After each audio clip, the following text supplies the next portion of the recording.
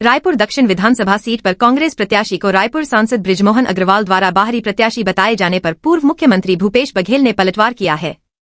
उन्होंने कहा कि ऐसा कोई व्यक्ति बता दो जिसकी गांव में जमीन या घर न हो जो बाहरी कह रहे हैं, उनकी जड़ें कहाँ हैं। आया हूँ भाई, मतलब मैं तो रात को 10:30 बजे कालीकट से निकल के लगभग 1:30 बजे 2 बजे वहाँ पहुँचा और 2:30 बजे छत्तीसगढ़ भवन और 5 बजे फिर निकल के यहाँ आया हूँ। तो आया हूँ नामांकन के लिए।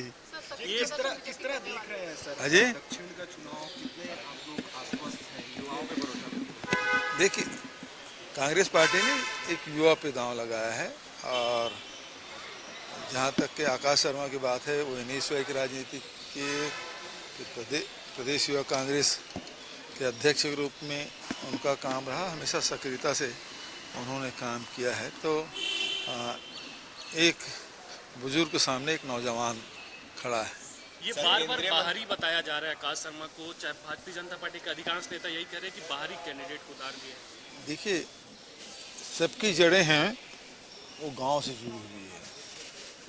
कोई ऐसा आदमी बता दो दक्षिण में कि जिसके गांव में घर ना हो या किसी गांव से ना आया हो, वहाँ आप चल देंगे ब्राह्मण पारा में तो कोई राजिम वाला मिलेगा, कोई ढौर वाला मिलेगा, कोई परसदा वाले मिलेंगे, कोई गुंडरदेव वाले मिलेंगे। तो यहाँ तो सब मैं जानता हूँ कि आकाश शर्मा गुंडरदेव में उसकी जड़ें हैं, गांव से आया हुआ है। लेकिन सोनी जी कहाँ से आए हैं या सेठ बिरजू सेठ कहाँ से आए हैं, उसकी जड़ें कहाँ हैं? वो भी गांव से हैं, लेकिन कहाँ, छत्तीसगढ़ के किस गांव से आए हैं?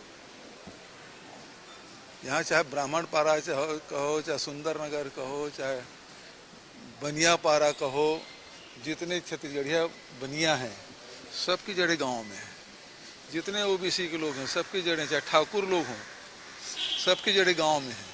ऐसा कोई बता दो दक्षिण में जिसके गांव में जमीन या घर ना हो, एक आदमी बता दो मुझे। सारे लोग, लेकिन सब छत्तीसगढ़ में है। इनके कहाँ हैं? जो बाहरी कह रहे हैं उसकी जड़ें कहाँ हैं? जब इनके यहाँ शादियाँ होती है, इसके यहाँ कोई बच्चा होता है तो कहाँ जाकर पूजा पाठ करते हैं?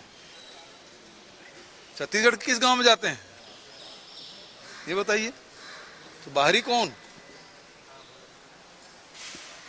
सवाल ये। सर, ये नारायणपुर तुरंत जो है तत्काल प्रभाव से निष्कासित करना था। इस पर बृजमोहन अग्रवाल ने भी कहा है सर कि जो भी अधिकारी ऐसा करेगा तो उसका यही असर होगा। इतनी लेट नहीं करनी नहीं, अजय चंद्राकर जी ठीक करें, थोड़ा सा आगे बढ़ा के कहना चाहिए। सरकार ही बर्खास्त करने के लायक है, क्योंकि राज्यपाल खुद जाकर बैठक लेते हैं जिलों में।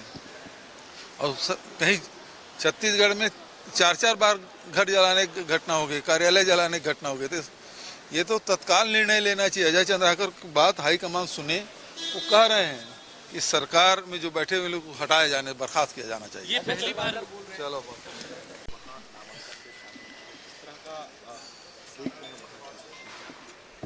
प्रियंका जी बहुत लंबे समय से राजनीति में रही है और सबके लिए चुनाव प्रचार करती रही। हम लोग लगातार कहते भी रहे कि आप चाहे लोकसभा जाएं चाहे राज्यसभा जाएं, लेकिन टलते रहा। आखिर में खड़गे साहब ने अपने वीटो को उपयोग करते हुए उन्होंने चुनाव लड़ाया। कल नामांकन थी। एक हिसाब से कहें कि ऐतिहासिक दिन था और ज़बरदस्त उत्साह और लाखों की भीड़।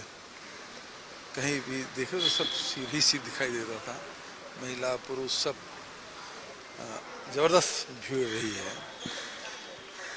और उस नामांकन में जहाँ सोनिया जी, खड़गे जी, राहुल जी और तमाम सब मुख्यमंत्रीगण सब लोग उपस्थित थे। तो बहुत बढ़िया रहा है कल नामांकन रैली। रायपुर उपचुनाव को लेकर और उसे जला भी दिया गया नाली में, किस तरह देखते हैं सर? सैकड़ों तेंदुपत्ता अभी कहाँ तोड़ा शुरू हुआ है? बोरियों पे मिला है सर, नाली पे फेंक दिया गया। पुराना तेंदुपत्ता रहा होगा, सूखा वाला। ये तो जांच का विषय है। जांच का विषय है कि कहाँ से इतना आया, क्योंकि इसी विषय पे NIA जांच कर रही है। जो मौला मानपुर में जो जांच चल रही है और जो बीजापुर में जो खाते के आधार पे जांच किए, और हम लोगों ने कहा कि भाई वहाँ तो भारतीय जनता पार्टी पूर्व मंत्री के रिश्तेदारों के भी खाते में पैसे डाले गए हैं। एनआईए वहाँ तक क्यों नहीं जा रही है? अभी तक के हमने सीबीआई, ईडी, आईटी को पार्शलिटी करते सुना, देखा, लेकिन अब एनआईए भी पार्शलिटी करने लगा है। सर ये सूरजपुर के इसको लेकर